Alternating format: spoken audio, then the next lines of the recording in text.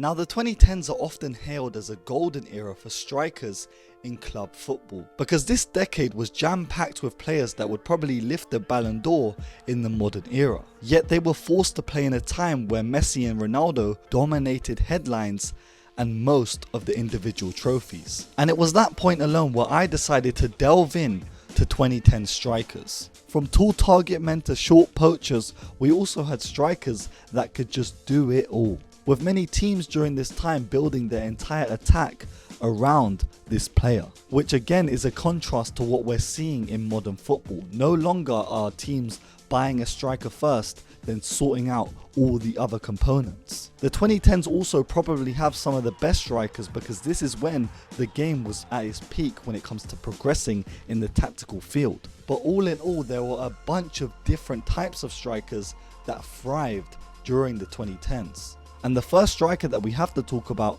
and arguably the best during this time, is Luis Suarez. Now Luis Suarez was feared on the pitch, not because of the ability that he had in his mouth to bite a shoulder, but because of his on-ball and off-ball ability. Widely considered one of the greatest strikers of all time, Suarez racked up over 500 career goals during his prime, winning 2 European Golden Shoes in 2014 and 2016. He remains the only player to win a Golden Boot in La Liga, while Messi and Ronaldo were going through their prime years, just showing his impact on not only La Liga, but football in general. This was a striker that had a powerful shot but a remarkable technical ability too, which we first really saw on display during his prime years at Liverpool.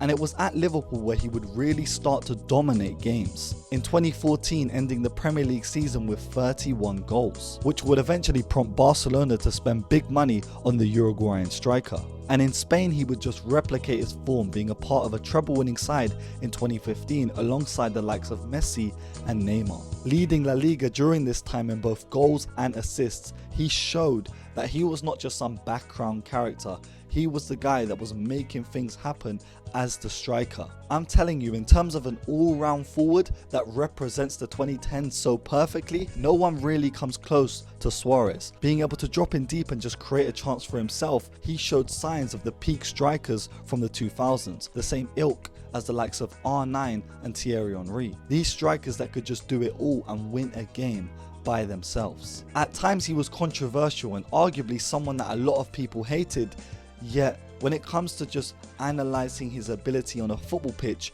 you cannot deny that this guy is an all-timer. And alongside him, another striker that kind of led the 2010s is Robert Lewandowski, a Polish striker that is actually still thriving for one of the best teams in football right now, and in the season that we just finished, scored over 40 goals in all competitions.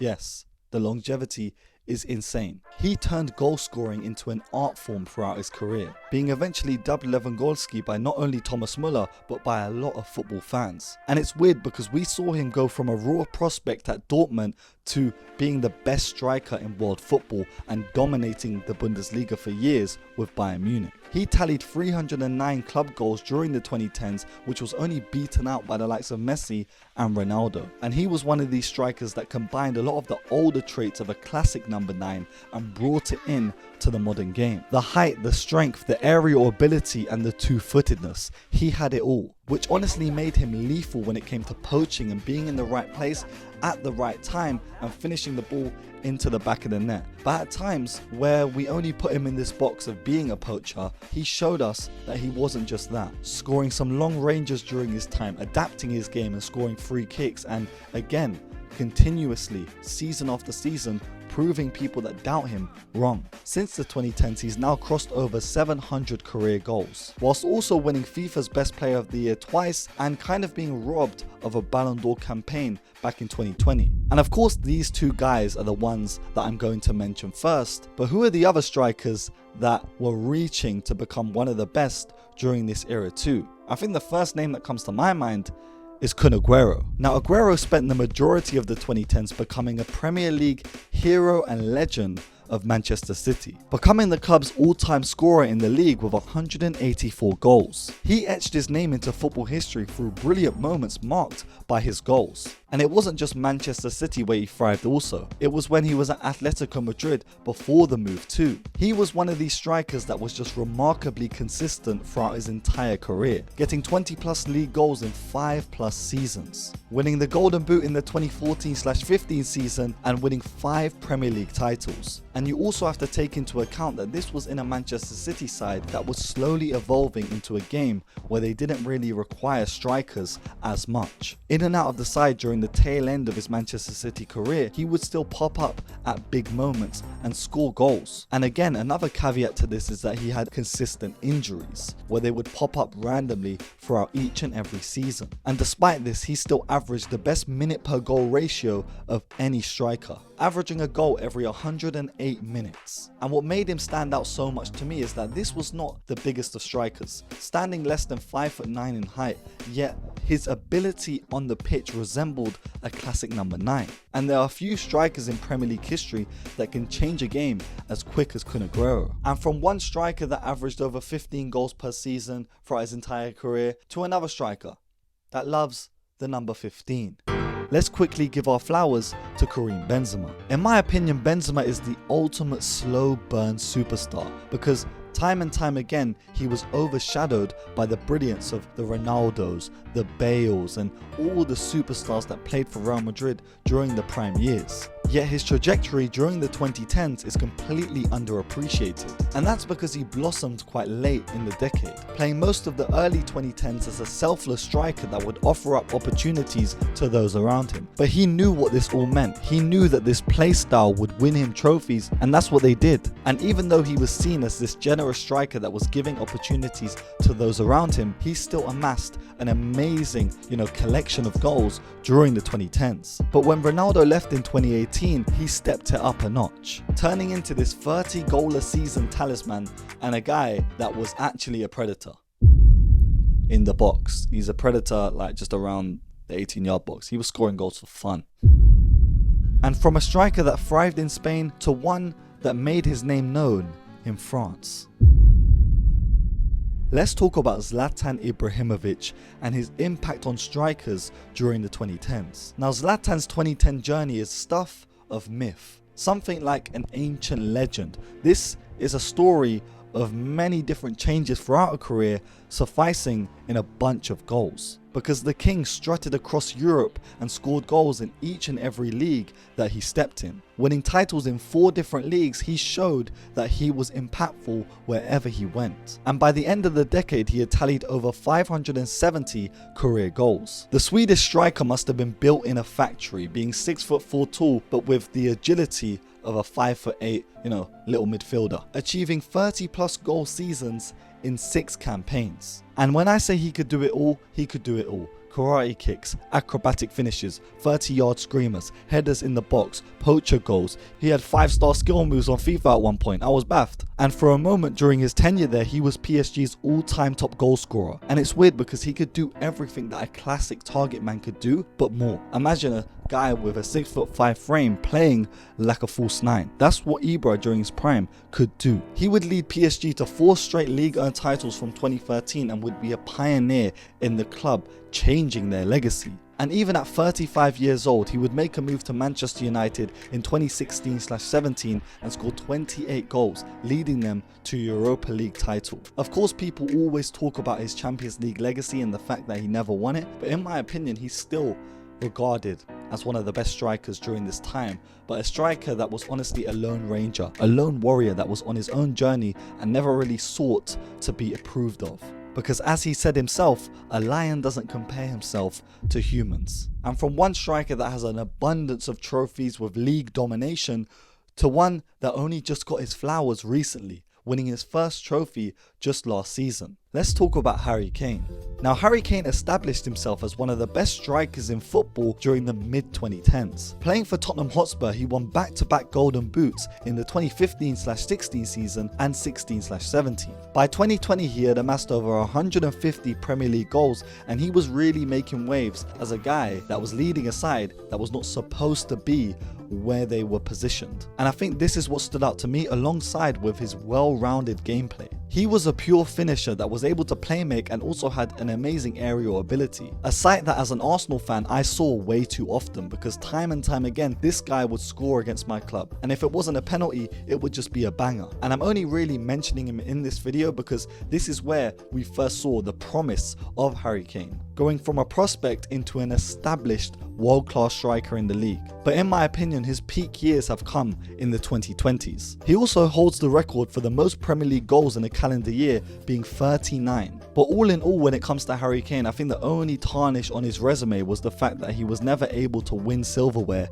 during his golden years at Tottenham Hotspur. But when talking about another English striker that had a firm grasp on this decade, we have to mention Wayne Rooney. Because Wayne Rooney is a striker that bridged generations, with his peak taking place in the late 2000s and early 2010s. And you didn't even have to watch football to know that this guy was a superstar. Being on the cover of FIFA year in and year out, you just knew that this guy was a bagsman. During his peak years, he solidified his status as an all-time Manchester United and England great, being United's top goal scorer of the decade until his departure in 2017. He finished off his career there with 208 Premier League goals, only behind Alan Shearer. He would man his trade as not only Manchester United's number 9, but also a guy that could adapt and be a number 10. Slowly over the years his game evolved and he took more of a back seat, but during his prime years he was an aggressive, all-action striker that could take the game to any team in football. From breaking out onto the scene back in Euro 2004 to being an established player that is written in the history books for Manchester United, Wayne Rooney will forever be a great and has a legacy that people completely overlook time and time again when just talking about strikers and players during this era. And it's each of these strikers that brought something different to this role. But it's not just them that made it their own, because there are a handful of other strikers that played during the 2010s that also were standout players. Van Persie was one of the most clinical strikers of this generation, with his, goal scoring ability peaking in the early 2010s, winning back-to-back Golden Boots in 2012 with Arsenal and then 2013 with Manchester United. In 2012 with Arsenal, he went on a generational run, scoring some of the best goals you would see in any catalogue of any striker, and then he made a move to Manchester United and in his first season helped them win the league. A silky first touch and a distinct way in which he struck the ball, this guy is iconic to a lot of people's childhoods growing up. Pierre-Emerick Aubameyang, before his stint at Arsenal, was also a speed demon and one of the most feared strikers in the Bundesliga, bringing a pace that we hadn't seen before to this position, a raw ability, terrorizing defenses in the Bundesliga for Dortmund and then kind of replicating his game and bringing that to Arsenal despite them being in a rocky period. In 2016/17 he scored 31 Bundesliga goals, edging Lewandowski in a fierce Golden Boot race. He was pivotal to this attack and formed an amazing duo with Marco Reus. And even when moving to Arsenal, he would win a Golden Boot in the 2018/19 season and would be a key part of an FA Cup run that saw him score goals against the likes of Manchester City. Mario Mandzukic was this warrior-like forward that may not have scored you 30 plus a season, but had an immense impact on any club he played for. The Croatian is known for his Champions League final goals with Bayern in 2013 and Juventus in 2017, with the latter featuring an audacious bicycle kick that goes down as one of the best all-time Champions League final goals. Mandzukic's game was defined by his aggression and off-the-ball work. Pairing this with his aerial prowess, he was unstoppable at times and a key piece in a lot of teams that he played for, with major moments for club and also country. In the 2018 World Cup, I remember a goal that he scored for Croatia, when they were deep in their run. And another comparable striker to him during this time is Edin Dzeko, the Bosnian diamond. This guy is still playing to this day, a quiet striker that shined across European clubs, beginning the decade by leading Wolfsburg to their first Bundesliga title in 2009, along with the help of graffiti. This guy then eventually moved to Manchester City and sealed his name as one of the best strikers in football, scoring the 92nd minute equaliser in Manchester City's famous 2012 Premier League win with that Aguero goal. Who was the guy that tied up the game, put the ball up top and said, "Let's run it"? It was Dzeko. He would go on to win 2 Premier League titles and tallied over 50 goals whilst not being the main guy up top. And then after moving to AS Roma in the 2016/17 season, he absolutely exploded. Not physically, but in the goal scoring front, winning top goal scorer with 29 Serie A goals. And another great thing that happened in his career during the 2010s period is that he captained Bosnia to their first ever World Cup appearance. Carlos Tevez was another one of these strikers that was completely unseen for a lot of his career, yet looking back, he was again a brilliant striker, a tenacious bulldog of a striker whose intensity actually froze opposition. He would light it up wherever he played, making waves in the 2000s for the likes of West Ham, Manchester United, but in the 2010s he would really cement himself as one of the key bagsmen in the area and the era. I guess he's a bagsman in the area and the era. Yeah. Getting 20 league goals with Manchester City, but again, he scored goals during his time at Manchester United and was a part of an amazing trio that goes down in history. And it was Carlos Tevez's off-ball work rate that really made him key to every squad that he was a part of, with a low centre of gravity which allowed him to dribble past opponents with ease and just this immense ability to pop a shot from anywhere on a football pitch. Samuel Eto'o was also around in the 2010s, and though it was a twilight to his career, it was still a time where he was bagging goals. Arguably the greatest African striker of all time, this guy made waves wherever he played, with his prime honestly coming earlier from the likes of 2006 to 2009. And from one African striker that saw the tail end of his career in this era to another, we have to talk about Didier Drogba, aka the guy that would show up in all the big games no matter what. It didn't matter what defense showed up in front of him, he was getting a goal. It could have been the Trojan Army, could have been Spartans, 300 style. If Drogba was in that war, he would have finished it himself. And a lot of people forget that Drogba's peak years were in the mid 2000s, not the 2010s, because in 2012, where his defining moment came, where he scored a header against Bayern Munich, this guy was 34, leading Chelsea to that title, scoring 9 goals in 9 cup finals throughout his entire career at Chelsea. He was the definition of clutch and hit a peak during the late 2000s and early 2010s, winning the Golden Boot in the 2010 season with 29 goals. As strong as an ox, great in the air, and an incredible ability to hit a long range strike. This guy would bully defenders to the point where Chelsea would take a goal kick, he would chest it down, turn and bang it. And despite it not going in all the time, he would create chances through this raw direct ability that he had. And no striker since has come close to this, again, power on the ball. You also had the likes of Cavani, El Matador, who was prolific during this time too. And I in particular remember his stint with Napoli in this side that was just filled with FIFA gems. Like, I'ma just keep it real with you. In the 2012/13 season, Cavani led the line,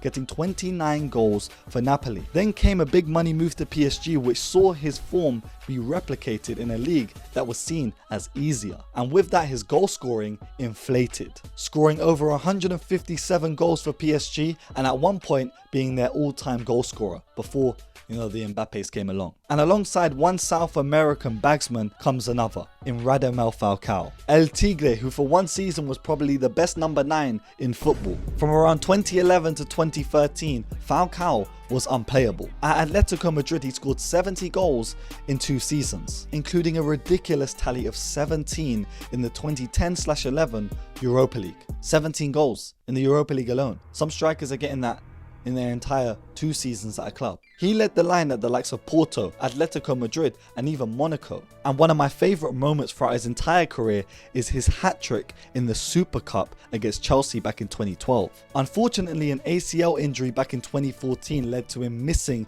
the World Cup with Colombia. But again, he somehow bounced back, and in 2015/16, he was injected into a Monaco side with young ballers with the likes of Mbappe in the squad, Thomas Lemar, it was Bernardo Silva, and Falcao was at the top, helping Monaco win a Ligue 1 title and led them deep in the Champions League, with my favourite goal of his being that dink against Manchester City in the Champions League. That was an amazing goal. And even despite all his setbacks and failed stints at the likes of Manchester United and Chelsea, he's still amassed over 300 career goals. And that's what a lot of strikers in this modern game aren't doing: scoring goals. It's simple. For most football fans, if you're a striker, you should be scoring. And if you're not, you're failing at your job. It's like a teacher running the class but never actually teaching anything. And I know there's a bunch of other strikers that played during this time that probably deserve a shout, but the point I'm trying to grasp at with this video is that during the 2010s period of time, strikers were abundant. The 2000s weren't just a peak era for strikers, because this era continued, with there still being outliers all the way until 2020, with nearly every top club having a striker that specialised in putting the ball into the back of the net, and also prioritising this role. In the 2020s, however, and present day, things have started to change, with false nines, wide forwards and strikers that actually take a back seat when scoring goals. And this probably has to do with a bunch of things, from formation changes to the tactical evolution of the game, but sometimes I just like to highlight those things that I miss about football. So you tell me, who is your favourite striker from the 2010s period of time? But as always, this has been Jib Rules. Make sure you leave a like, comment and subscribe if you're new, and stay safe, stay blessed, and peace.